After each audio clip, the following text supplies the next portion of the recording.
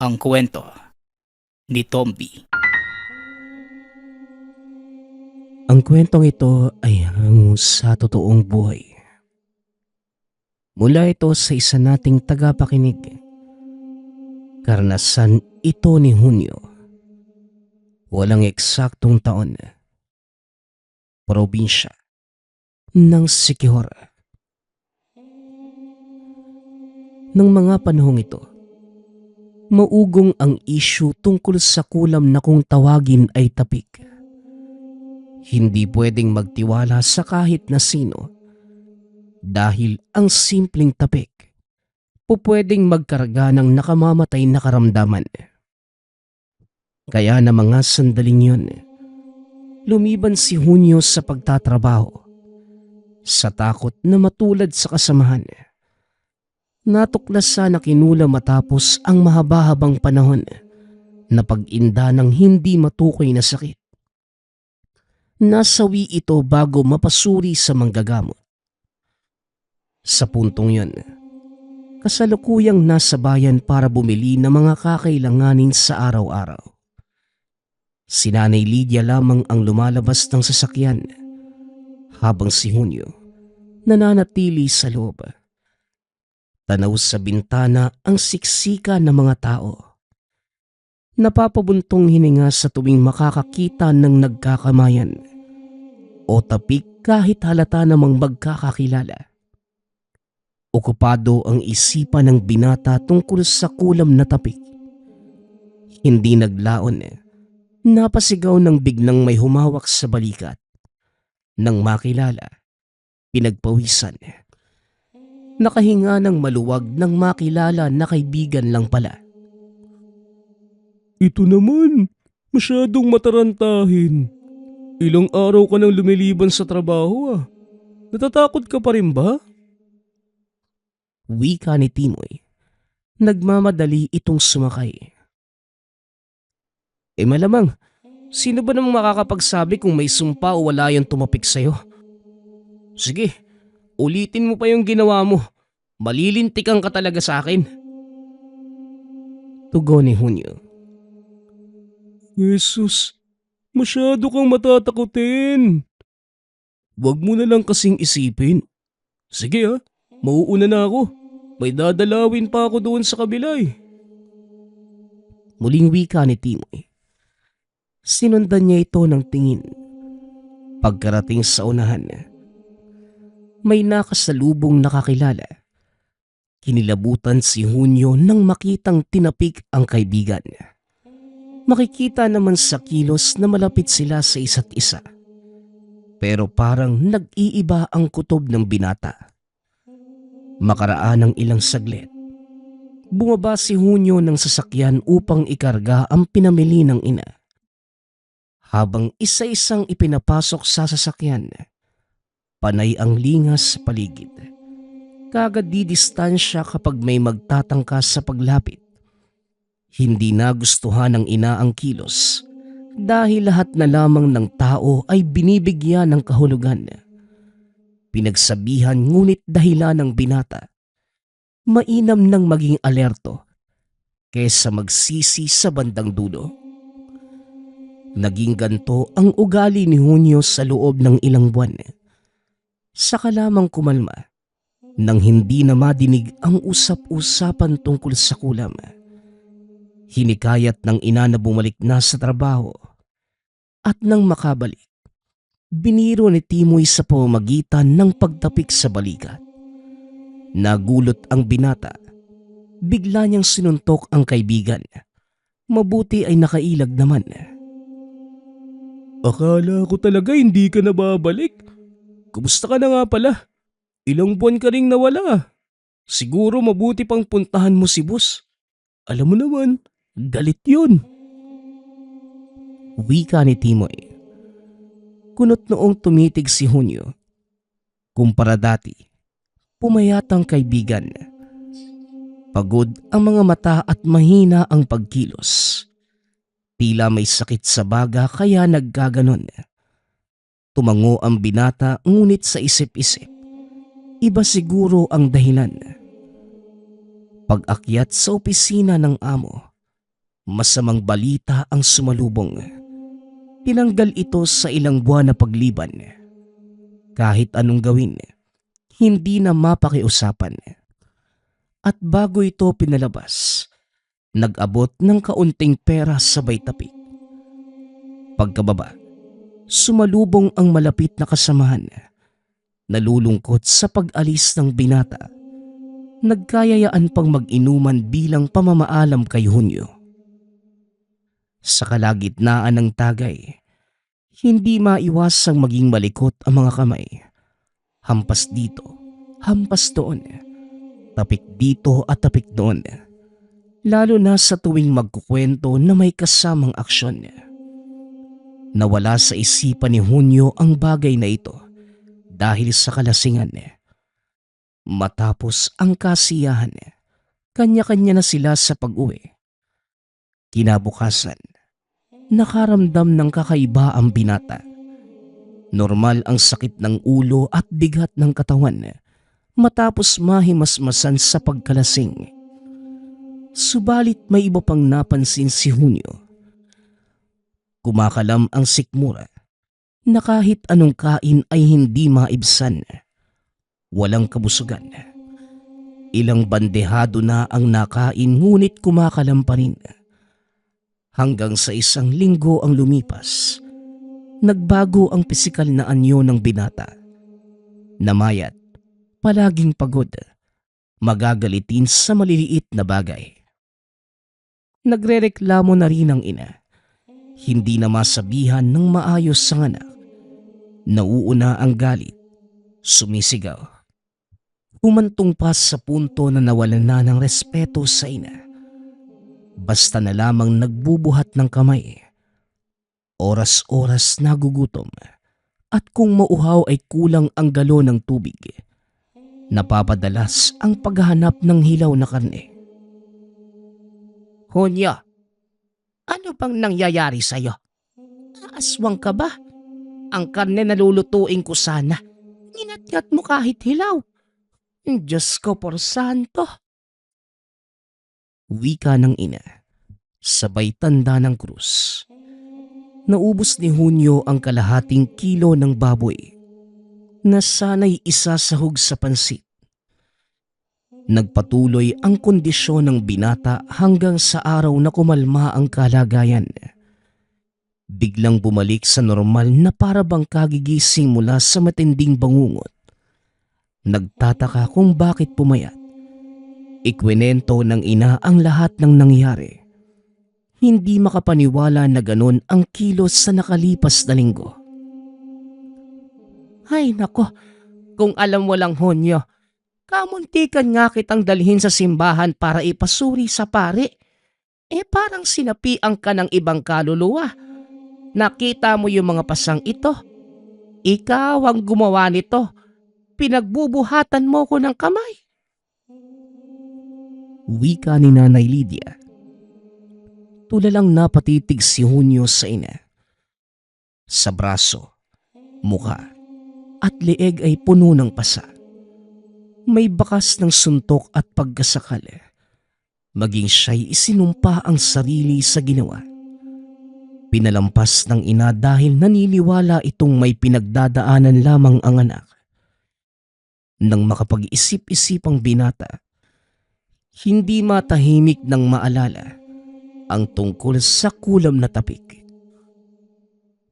Nay, paano kung kinulam ako kaya nagkaganito? Kasi imposible naman na basta na lang ako magkakaganon eh. Hindi ba walang anak na nasa wastong pag-iisip? Nasasaktan yung mga magulang niya? Sinabi mo pa, kumakain ako ng hilaw na karne? Matindi yung gutom at uhaw. Paano nga kung kinulam ako, Nay? Tanong ni Hunyo. Paano ko naman masasabi na nakulam ka? May kinulam ba nakakain na nagugutom ng hilaw na karne? Tugon ni Nanay Lydia. Malay po natin kung yun yung gusto ng mangkukulam na mangyari sa biktima. Hindi ba nakadepende yun sa kung ano yung nais ng mangkukulam? Aba malay ko, ano bang alam ko sa ganyan? wag na nga lang nating pag-usapan. Kinikilabutan ako. Mabuti pang magpunta ka ng simbahan, magdasal at magtirik ng kandila. Magpapasalamat sa Diyos dahil nilubayan ka na ng kaluluwang sumapi sa'yo. Wika ng ina. Napabuntong hininga si Hunyo. Para sa ina, sinapian lamang siya. Ngunit para sa binata ay malamang sa malamang kulam ang dahilan. Imbes na simbahan, pinuntahan ang tahanan ni Timoy. Subalit naabutan ito sa kalunos-lunos na kalagayan. Butot balat, tulala, at hindi na makausap. Ang sabi ng kapatid, 1 linggo na magmula noong bumagsak ng husto ang kalusugan. Hindi na kumakain, ni hindi na umiinom ng tubig. Hindi makaramdam. Buhay nga ito ngunit parang patay na sa kondisyon. Ito ang dinala sa albularyo. Unang tingin pa lamang alam na kagad ang kalagayan. Teka, bakit ngayon lang dinala ang binatang ito? Malubha na ang karamdaman. Kaunting panahon na lamang ay pwede nang lagutan ng hininga. O sige, ipasok niyo sa bahay ko. Ako na ang bahala. Wika ni Mang Togo. Ang batik ang albularyo sa lugar. Kumuha ito ng 1 baso ng tubig, dahon ng buyo, at itak na yari sa kahoy. Nang maipwesto si Timoy, sinimula ng orasyon. Ipinaikot-ikot ang kamay sa ulo ng biktima. Inutusang pumikit at nang magmulat, sumapi ang kaluluwa ng mangkukulam. Sa puntong ito, samot-saring masasakit na salita ang namutawi sa bibig. Sinasakal pa ang sarili. Nais patayin si Timoy. Natigil lamang ng hampasin ng buyo. O ikaw, sino ka? Magpakilala ka. Sabihin mo ang kasalanan ng taong ito para matanggap ang kulam mo. Tanong ni Mang Togo. Galit. Galit ako sa taong ito. Masama siya. Mapanlamang. Mapanlinlang. Pinagdiskitahan ako kaya gumanti lang ako. Tugon ng boses. At sa anong paraan siya mapanlamang? Mapanlinlang? Ikwento mo nang maunawaan kita.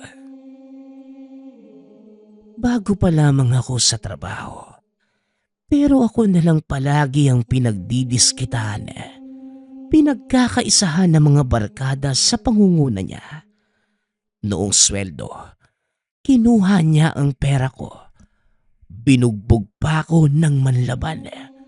Hindi niyo ko masisisi kung ginawa ko ito sa kanya. Ganun ba? May sapat kang dahilan para parusahan ang taong ito. Pero hindi mo ba naisip na sumusobra ka na yata? Pwede ka namang gumanti sa paraan kung ano ang ginawa sa'yo. Bugbugin mo. Nakawa ng pera. Pero wag lang yung kulam na alam nating lahat papatay ng tao katagalan. Gusto mo ba talagang patayin ang taong ito? Bakit naman hindi? Kung mababawasan ang katulad niya sa mundong ito. Hindi lang ako ang pinagdidiskitahan niya. Marami kami.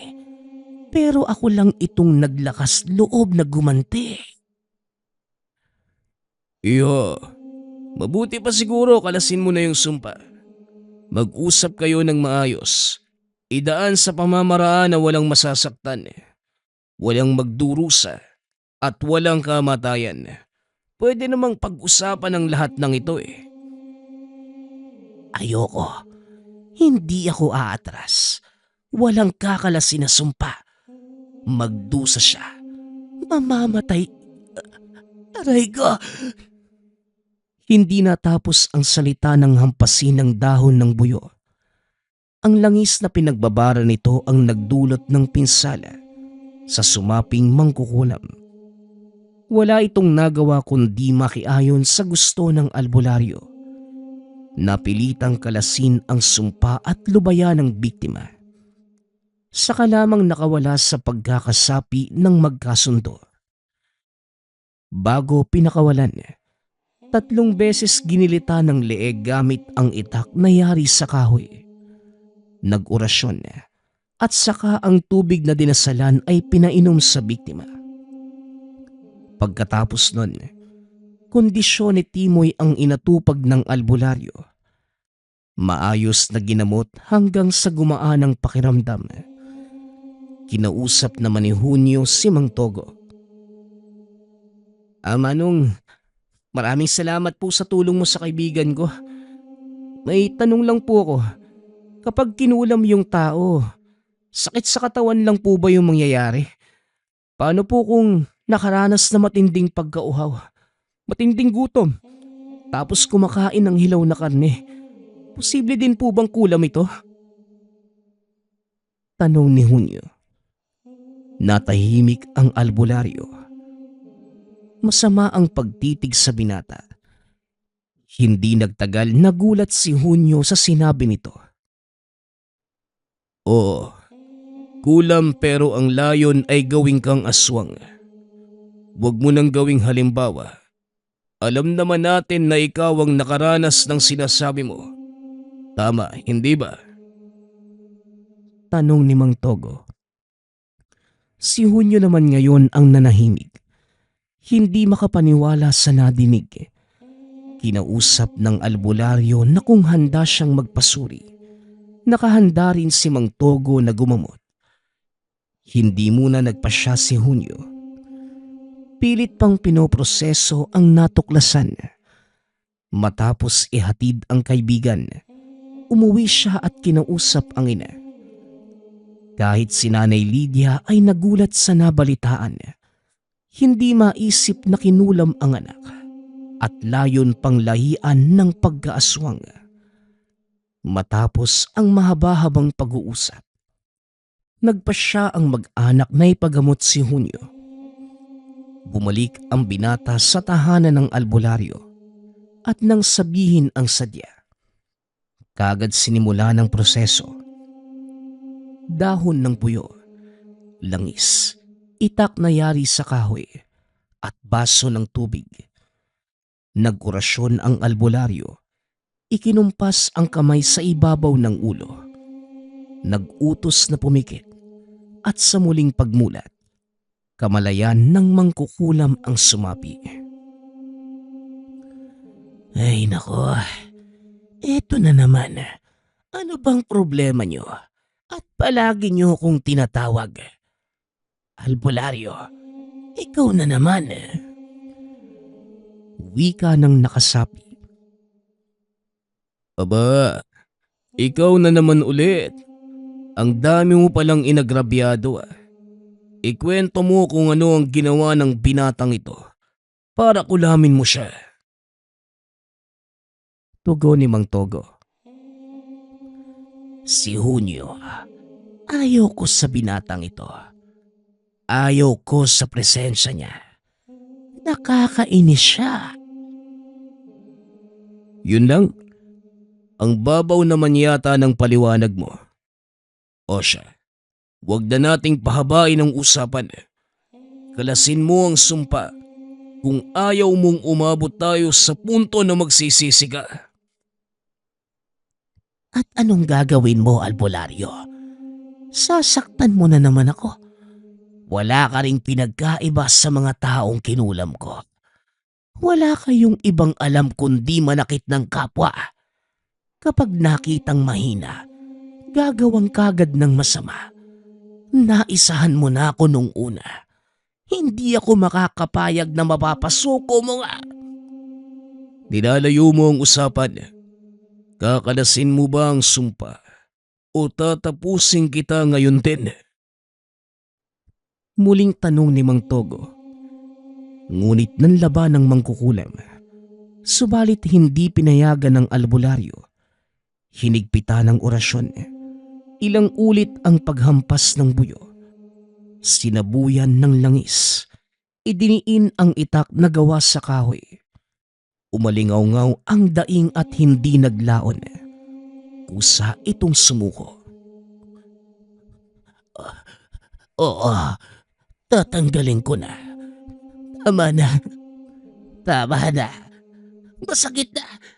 Itigil mo na. Muling wika ng tinig. Ikinukumpas ang sariling kamay mula sa ulo hanggang paa. May sinasambit na kataga ang sumapi hanggang sa bigla itong nawala ng malay. Sinundan pa ng dasal ni Mang Togo. Ginising ang biktima. Pinababalik ang kamalayan ng mangkukulam para sa paglilinaw. Nangako itong hindi na gagambalain pa si Hunyo kailanman. At nang magkasundo, pinaalis ng albularyo ang pagkakasapi. Bumalik sa ulirat si Hunyo. Pagod na pagod ang katawan. Bumagsak sa isang tabi.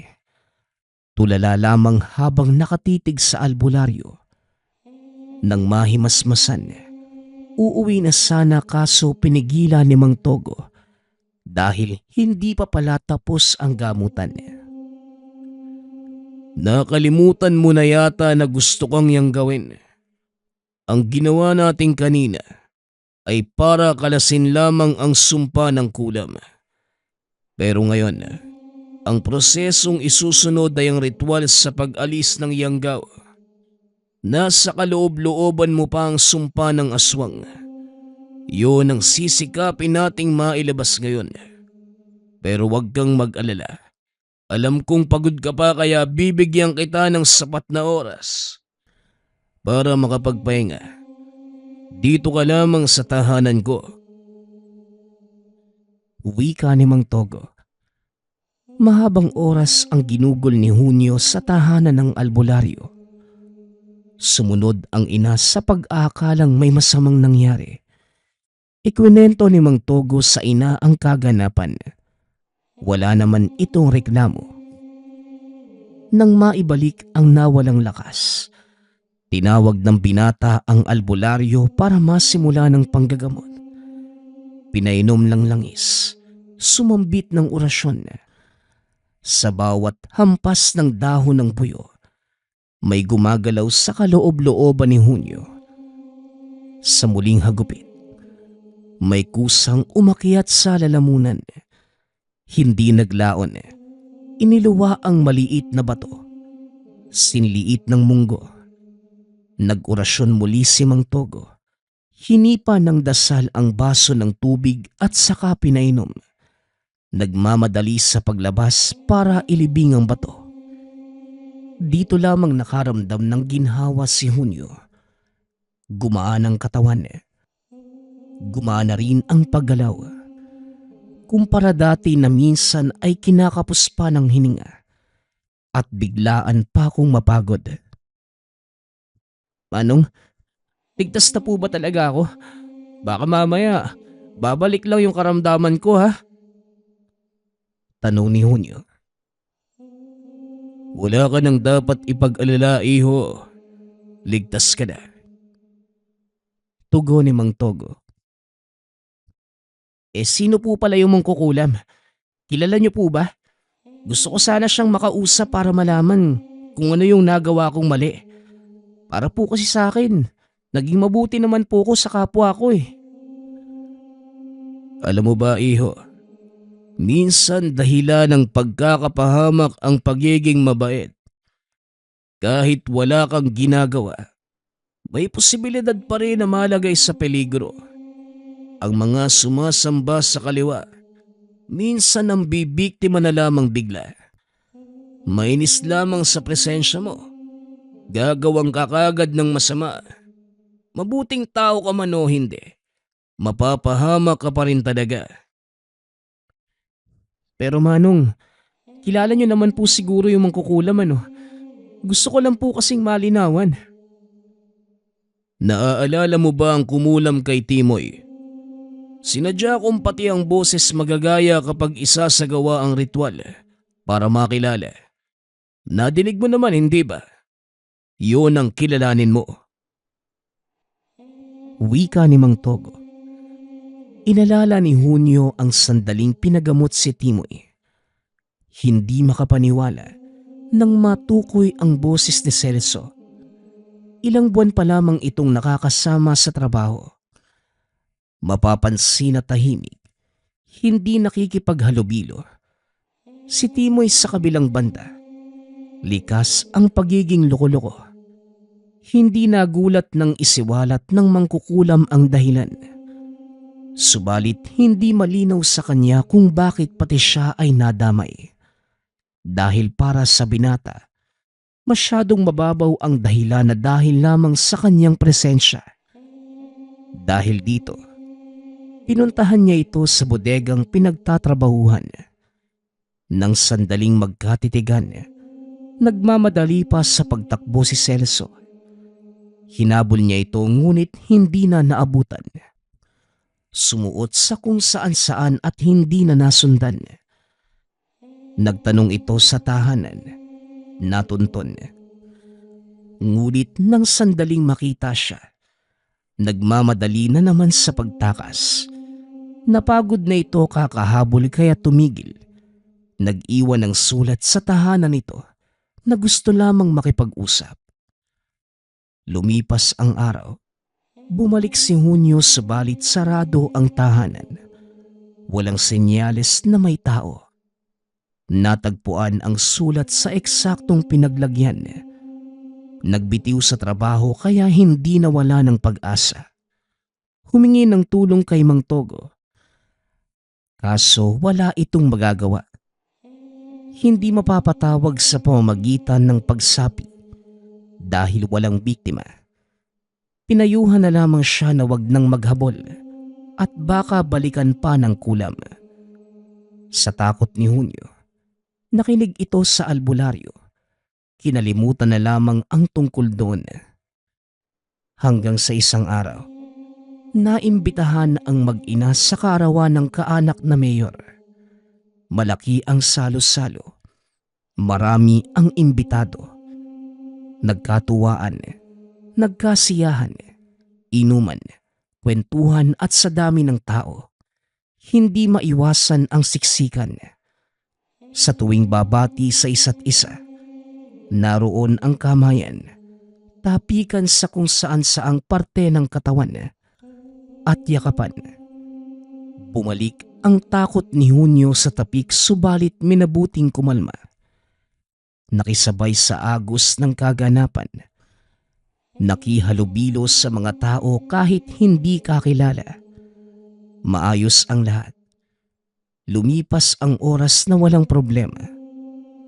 Pagka-uwi ng tahanan, reklamo kagad ni Nanay Lydia ang bumungad. Hindi masyadong pinansin ni Hunyo dahil natural mapagod mula sa lakad. Kinabukasan, iba na ang kilos ni Nanay Lydia.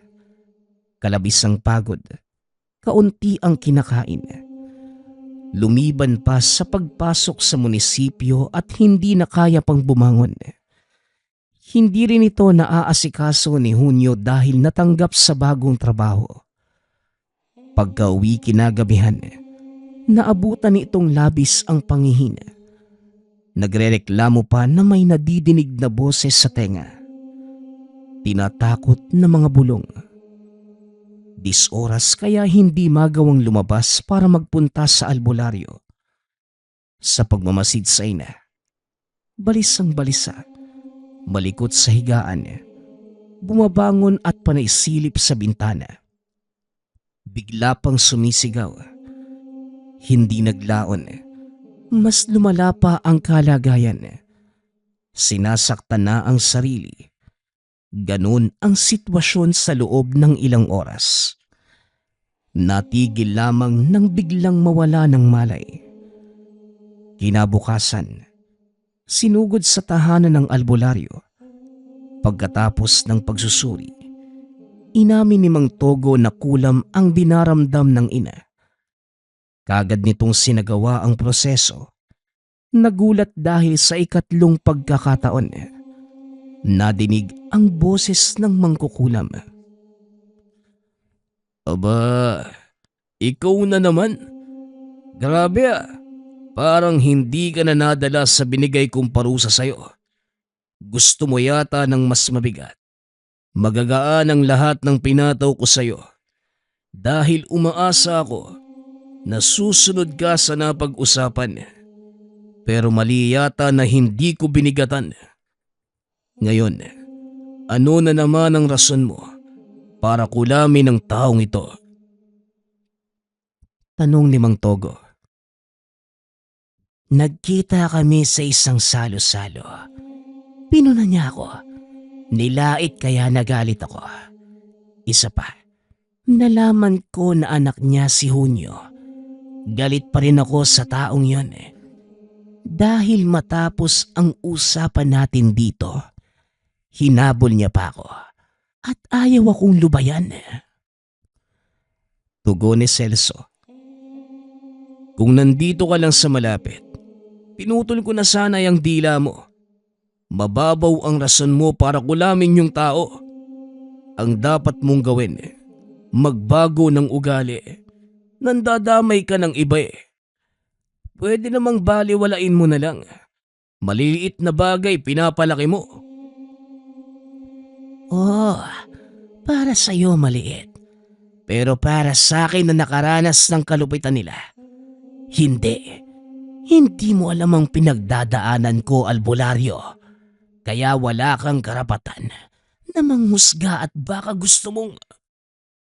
Anong gagawin mo? Kukulamin mo rin ako? Nagtatapang-tapangan ka lang naman dahil marunong ka sa kulam eh. Kung hindi mo natutunan yung bagay na yan, malamang titiklop ka lang kagad. Alam mo, ang init, ang inis, pwedeng palampasin. Hindi yung dahil ganito, dahil ganyan, kulam kagad. Ang sarap mong tirisin. Kalasin mo ang sumpa. Magaan na parusa ang ipapataw ko sa'yo. Ay nako, nandito na naman tayo. Makikipag-ayos ka sa paraang nais mo. Paano kung sa puntong ito, kagustuhan ko naman ang sundin mo? O ba't ang lakas ng loob mo? Ang kapal ng mukha mo. Ako ang nagpatawag sa'yo, kaya ako ang masusunod dito. Ano man ang sabihin ko, gagawin mo. Alam mo naman ang mangyayari kung susuway ka, hindi ba? O sige, gawin mo. Malalampasan ko rin ang ipapataw mong parusa. Kabisado na kita, albularyo. 2 beses mo na akong pinaparusahan. Kaya sigurado kung makakayanan ko ano man yan. Aba, naghahamong ka talaga. Sigurado ka bang kaya mo nga? Paano kung sa pagkakataong ito na ang katapusan mo? Kung ako sa'yo, kalasin mo na lang ang sumpa at huwag mo nang gambalain ang biktima. Hindi mo ko mapapasunod, albularyo. Hindi. Aray, ang sakit. Naubos na ang pasensya ni Mang Togo, kaya pinatikim ng lupit ang mangkukulam. Ang itak na yari sa kahoy, binulungan ng dasal. Pagkatapos ay itinarak sa hita ng biktima. Sumigaw ng sumigaw ang nakasapi. Nakikiusap pang itigil. Ngunit hindi huminto si Mang Togo hanggang hindi nadidinig nakakalasin ng sumpa. Oo na, tatanggalin ko na. Kakalasin na nga eh. Tama na, masakit na. Talagang masakit dahil nagmamatigas ka pa. Ano, kakalasin mo ba o papatayin na kita? Sa puntong ito, hindi na mapigilan ni Mang Togo ang galit. Muli, napilitan ang mangkukulam na tanggalin ang sumpa. Pagkatapos ng ritual, nagmulat ang ina ni Hunyo. Nakaramdam ng pagod. Pinainom ng tubig na kinargahan ng dasal. Matapos ang lahat ng yun, napansin ni Hunyo na naghahanda ng patalim si Mang Togo. Nagbalot ng apog sa dahon ng buyo. Sumabay ito sa pag-alis nila ngunit lumiko sa kabilang daan. Dumiretso na rin sila para makapagpahinga ang ina. Makaraan ng ilang oras, binabagabag si Hunyo sa ideya na may gagawing masama ang albularyo. Nang masiguradong maayos ang kalagayan ng ina, nagmamadali itong sinundan. Walang ideya kung saan pupunta. Tinahak lamang ang daan na binagtas ni Mang Togo. Lumusot siya sa bahagi ng malawak na talahiban. May nag-iisang tahanan sa dulo. Malayo pa ngunit tanaw ang figura ni Mang Togo. Nagtatago sa mayayabong na halamanan at hindi naglaon. Dahan-dahang pumuslit sa loob. Lumapit si Hunyo upang malaman ang magaganap. Napaigtad nang makarinig ng kalampagan. Tumago sa dingding si Celso. Nagmamakaawang wag siyang saktan. Subalit makikita sa pagmumukha ni Mang Togo ang kagustuhang mapatay ito. Mabuti na lang at naisipan kong dalawin ka. Naabutan pa kitang nag-oorasyon. At sino na naman ang balak mong kulamin? Ha? Marami ka bang kaaway? O talagang hilig mo lang kumulam ng kung sino-sino? Sa tuwing tatanungin ka ang dami mong rason. Hindi naman tumutugma ang ilan. Ano ba talagang gusto mo? Tanong ni Mang Togo. Lubayan mo na ako. Ano bang kasalanan ko sa'yo? Hindi naman kita binibiktima. Tugon ni Celso. Ba't loko-loko ka talaga no? Huwag mo kong sisigawan. Hindi mo nga ako biktima. Pero ako ang albularyong sumusuri sa mga biktima mo. Nakakaawa yung mga yun. Kinukula mo sa hindi makatarungang dahilan. Wala ding silbi kung bubuhayin ka pa. Dahil uulit ka lang din naman. May iiwang ka bang huling salita? May kaanak ka pa bang dapat tayong magpaalam? Manong, patawarin mo ako. Pangako, hindi na ako uulit. Hindi na talaga. Huwag mo lang akong papatayin. Pakiusap lang. Di mo na ako madadaan sa ganyan, iho. Huwag mo nang subukan. Hindi na ito maaareglo sa usapan. Ikaw na mismo ang matigas. Paiikutin mo lang ako sa salita kaya para maiwasan ang pambibiktima mo. Tatapusin na kita. Wika ni Mang Togo. Walang nagawa si Celso nang batuhin ng dasal. Hindi nakapalag ang pagkontra ng orasyon. Masyadong malakas ang puwersa ng salita ni Mang Togo. Ilang sandali lang, nangisay ang lalaki at nalagutan ng hininga. Napatanda naman ng krus ang albularyo. Sinabuyan ng langis sabay bigkas ng orasyon. Pagkatapos nito, pasimpleng hinila papasok ng tahanan ang katawan. Lumakad ng walang lingon-lingon. Kinikilabutang sumunod si Hunyo sa albularyo. Saka lamang ito nagsalita nang makarating sa tahanan. O Hunyo, anong may paglilingkod ko sa'yo? Nagulat ka ba sa ginawa ko kay Celso? Tanong ni Mang Togo. Manong, paano nyo natuntun yung tahanan ni Celso? Kilala nyo ho ba siya? Tugon ni Hunyo. Hindi. Unang beses ko lang din siyang nakita. May pamamaraan ako para matunto ng kinalalagyan ng kalaban. Nasaksihan mo ang kaganapan, hindi ba? May balak ka bang magsumbong sa otoridad? Teka Manong, labas po ko sa anumang ginawa nyo. Hindi po ako makikialam. Kung ginawa nyo yon para sa ikatatahimik ng lahat, maraming salamat po. Ilang tao na rin yung biktima ni Celso eh. Masama man kung ituring pero yun ang nararapat sa kanya. Wika ni Hunyo. Napatango naman si Mang Togo sa sinabi ng binata. Matapos yan, umuwi na rin si Hunyo. Gayunpaman, Hindi makapaniwala ang binata sa kinalabasan ng lahat.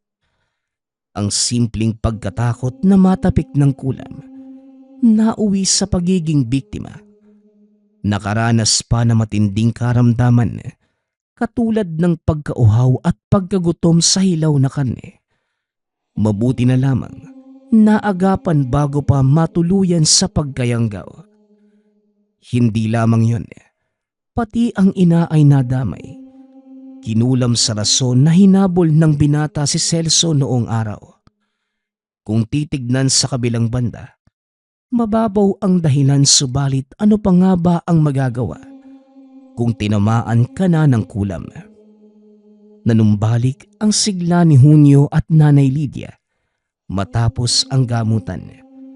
At kahit wala ng karamdaman, nagpapabalik-balik sa tahanan ng albularyo para magpasuri. Sa awa ng Diyos, naging normal naman ang lahat. Nagtuloy-tuloy na rin sa buhay.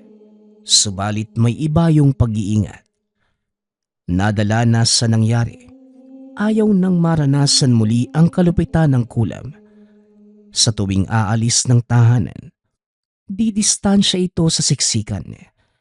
Lilihis kapag may makakasalubong na kahina-hinala. Ganito rin ang ginawa ng ina. Parehong natatakot na bumalik sa pagiging biktima. Sinang-ayunan naman ni Mang Togo ang kilos na ito. Ayon sa kanya, mainam nang mag-ingat para makaiwas. Hindi ito nagkulang sa pagpapaalala sa mga nararapat gawin. Alisto din sa pagsuri kahit wala namang nararamdaman. Bukas palagi ang tahanan ng binatang si Mang Togo para sa mag-ina at iba pang pasyenteng lalapit. Maging si Timoy na minsan ng kinulam, si Hunyo ang takbuhan sa mga oras na may mararamdaman. Dadalhin ng binata kay Mang Togo. Natatawa na lamang ang albularyo dahil kahit walang kinalaman sa kulam, iisipin ng mga ito na kinulam.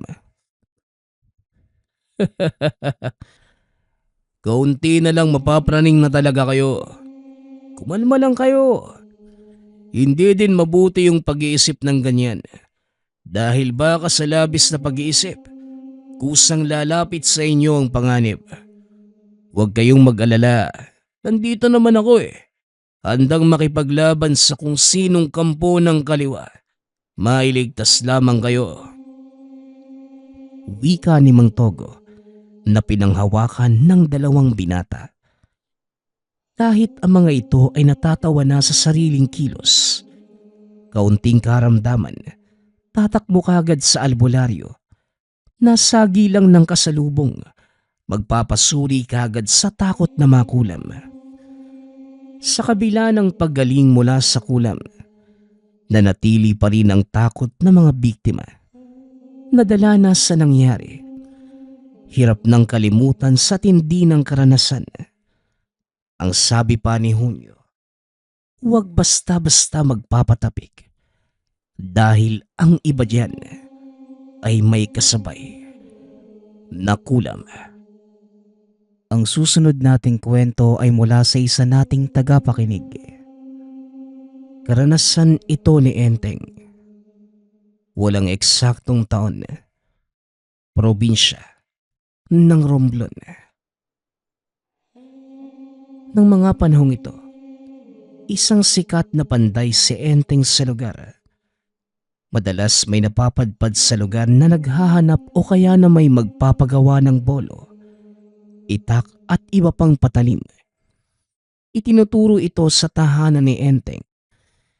Ito na ang naging hanap buhay na matanda mula pa pagkabata dahil mahilig talaga ito sa mga sandata. Sa tabi mismo ng tahanan gumawa ng kubo para pagawaan ng mga patalim na nagsisilbi na ring hanap buhay ng pamilya. Katulong niya rito ang nag-iisang anak na lalaki at ang asawa naman ang madalas na nag-aasikaso sa mga suki, lalo na kung nagkakasabay-sabay. Kasama din nila sa tahanan si Lola Estrella, at 5 taon na ang nakalilipas.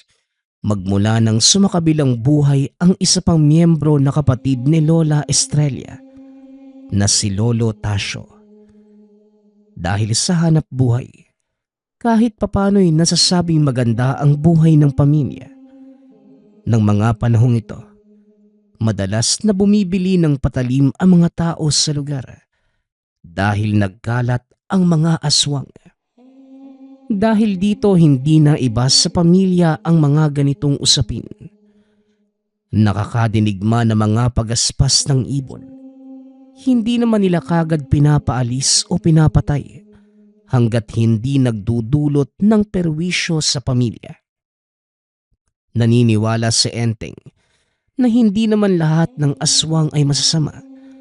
May mga mabubuti at tanging punteriya ay mga karne ng hayop.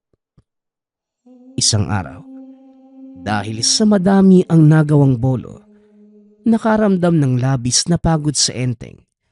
Nakatulog na ito sa isang sulok ng pinagtatrabahuhan at 10:00 na ng gabi nagising. Pagkamulat ng mga mata, may nakita itong isang napakalaking ibon sa harapan ng tahanan. Hindi namang gumagawa ng ingay. Bagkus ay nakatitig lamang sa pinto na parang taong nag-aantay pagbuksan. Hindi lubos na mailarawan ni Enteng ang itsura dahil napakadilim ng gabing yun. Tanging pakpak at paalamang ang naiilawan dahil sa sinag ng gasera sa loob. Pinagmasdan lamang niya ito at pinabayaan hanggang sa ilang minuto pa ay kusang umalis. Ayon kay Enteng, baka isa lamang ito sa mabuting nilalang at nang hindi na maramdaman ang presensya ng ibon, pumasok na ng tahanan. Pagkapasok ay bigla namang nagulat dahil gising at nakatambay pa sa may bintana si Lola Estrella. Ola, bakit gising pa po kayo? Hindi po ba kayo makatulog? Tumugon naman ang matanda na papatulog pa lamang at pinapalipas muna ang pagkabusog sa kinaing hapunan. Dumiretso na din ng kusina si Enteng at sinabihan ang matanda na pumasok na sa kwarto. Kumain lamang ito ng isang pirasong kamote at nang matapos ay kinuha ang sariling itak. Pinupunasan habang nakatitig sa bintana. Pagsapit ng 12:00, dahil wala namang kakaibang napansin, natulog na din. Tuwing gabi ay ganito ang nagiging gawain ni Enteng at bago pa man magpahinga, sinisiguradong walang umaaligid na nilalang sa tahanan. Kinaumagahan, maaga itong nag-umpisang magtrabaho at nang magising ang iba pang miyembro ng pamilya, nagpaalam sila na hindi na muna tutulong dahil magluluto pa ng mga dadalhin sa puntod ni Lolo Tasio. Kaarawan na matanda ng araw na yun, nagwika naman si Enteng na hapon na lamang dadalaw dahil tatapusin muna ang tinatrabaho. Ilang oras lang ay umalis na ang mga kasamahan. Nagbili naman ang asawa na wag nang magluto dahil may iniwang makakain sa loob. Eksaktong pagkaalis ng mga ito, dumating naman ang matalik na kaibigan, kaya nagkaroon si Enteng ng kasama. At dahil napasarap ang usapan ng dalawa, hindi na muna ito umuwi at sabay na pinagsaluhan ang tinirang tanghalian. Matapos kumain, bumalik na sa pagtatrabaho si Enteng habang patuloy pa rin sa pakikipag-usap sa kaibigan. Hindi na rin namalayan pa ang oras, kaya nagulat na lamang nang makitang nakauwi na pala ang pamilya. Kaya nagpaalam muna si Enteng at naglakad papunta sa puntod ng lolo. Dahil 1 oras din ang naging lakaran, 6:30 nang makarating siya sa sementeryo. Malayo pa man sa puntod, tanaw na nito ang isang malaking itim na ibon na nakapatong. Habang papalapit, napansin niya na parang kaparehas ito ng nakita kahapon. Dahan-dahan lamang sa paglalakad si Enteng at natigil ng may masipang lata, dahilan kung bakit biglang lumipad ang malaking ibon. Nang makaabot sa puntod ay taimtim itong nagdasal at kinamusta ang lolo. Nakagawian na nito na makipagkwentuhan doon tuwing kaarawan nito. Nasa ibabaw lang ng puntod habang nilalahad ang mga ganap sa buhay sa loob ng isang taon. Si Lolo Tasyo lamang ang tanging pinagkakatiwalaan ni Enteng sa anumang sikreto sa buhay. Wala mang nadidinig na direktang sagot. Ngunit alam niyang nakikinig pa din ito. Dahil sa kung ano-ano na ang naibahagi. Alas 9 na ng gabi nakapagpaalam. Pagtayo sa puntod na kinauupuan, nakita muli niya ang malaking ibon na nakadapo sa isang puno, malapit sa pwesto. Sa pagkakataong yun, mas malinaw niyang nakita ang itsura ng malaking ibon. Ayon kay Enteng, may muka, katawan at buhok ito na parang normal na babae. Ngunit ang braso at paa ay sa ibon. Napakalapad ng pakpak at mahaba ang kuko sa paa. Samantalang ang buntot naman, napakahaba din na parang pareho ang sukat sa pakpak. Nakakatakot man ang katawan, ngunit ang mukha pa rin ay napakaamo. Ilang minuto ding pinagmasdan ni Enteng. Hindi naman ito gumagalaw at nagmamasid lamang. Kaya nagpa siya ng umuwi dahil wala namang mapapalas sa nilalang. Habang naglalakad, hindi mawala sa isipan ang itsura ng nilalang. Kaya hindi pa man nakakalayo, muli niya itong nilingon at nakitang nasa puntod muli ng lolo. Hindi na siya bumalik dahil parang mabait naman ang ibon at malayo naman ang itsura nito sa mga balbal na kumakain ng bangkay. Nang makarating sa tahanan, naabutang tulog na ang mga kasama. Lumabas muna ito para pumunta sa kubo dahil nagkalat pa din ang mga kagamitan. Kinakailangang maitago ang lahat ng ito dahil maraming kabataan ang gumagala na namemerwisyo. Nang matapos sa pagliligpit, muling nanlaki ang mga mata dahil may nakita muli itong napakalaking ibon. Hindi na yon kagaya kagabi. Nakadungaw ang mukha nito sa bintana.